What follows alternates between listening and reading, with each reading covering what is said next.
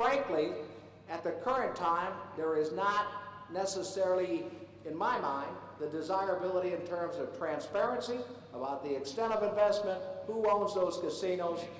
But again, I emphasize, that's what you have when you work within an operating environment of an evolving regulatory environment.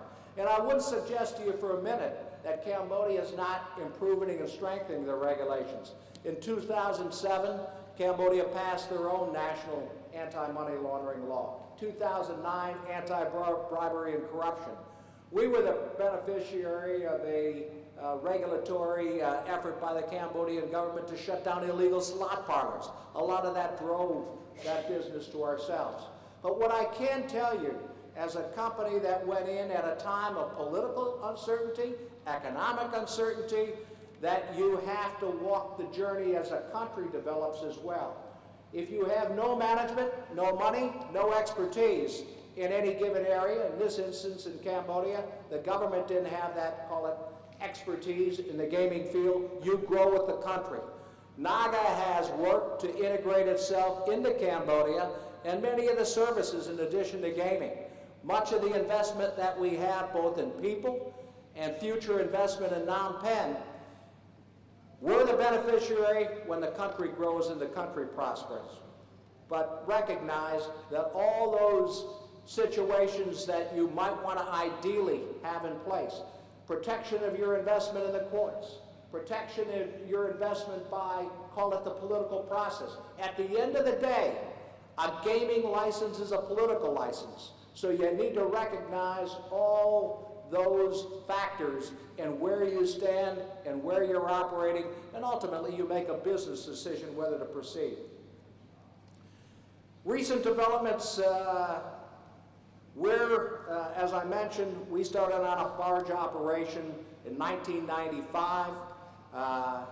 We now operate Naga World, 170 plus gaming tables, 1,500 gaming machines, over 700 hotel rooms. I can tell you we moved into a land-based facility in 2002. Last year our gross revenue was about $344 million, 325 million gross gaming revenue. 55% of that came from mass market, about 40% from junket. We set out way back in the mid-90s to be the best gaming and entertainment destination in Indochina. You've heard many presentations today, very China-centric. We look at it, yes, part of this visitation from tourism. Certainly we're very much interested, like others, in garnering a portion or a bit of that junket business out of China. But by the same token, we recognize there's 240 million people in Indochina. So as we can grow, we can develop, we can market, we can concentrate and know and understand our customers in that area, and that's what we've set out to do. I can tell you in 2005, when I became associated with this company, 90% plus of our revenue came from the junket business. As I mentioned today, 55%, and we've gone as high as 60%. So for us, Harmony is having a very healthy and strong, robust, mass market business, by the same token to be competitive, to provide a broader range of services. You also need to have a very healthy junket business as well. For us, we've had a very sound performance, double-digit growth every year for the last 5 years. We have, I think, very satisfied investors. We listed this company in the fall of 2006. We have a who's who of various investment groups from around the world, whether it's North America or Europe.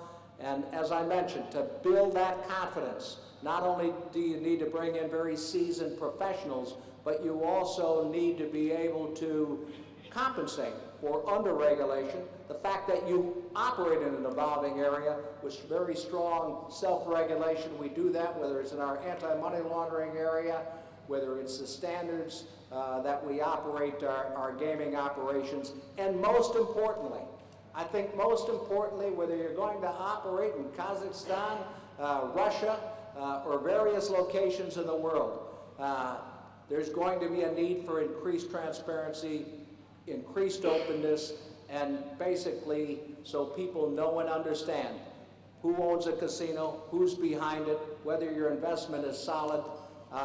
There's plenty of gaming and business opportunities, and I'm going to show you a map very shortly of where gaming is. And now, when you look at that population, I think there's certain fundamentals that every company needs to look at and ask, and whether or not they're not only willing to take the risk and the journey, but also if they're willing to stand up and try to create harmony within the framework that create, which not as just gaming operations, but they've got to build their own regulatory framework internally, work externally with the government to improve and strengthen, and basically work with the community to change an environment, making it more welcoming for tourism, growth of investment,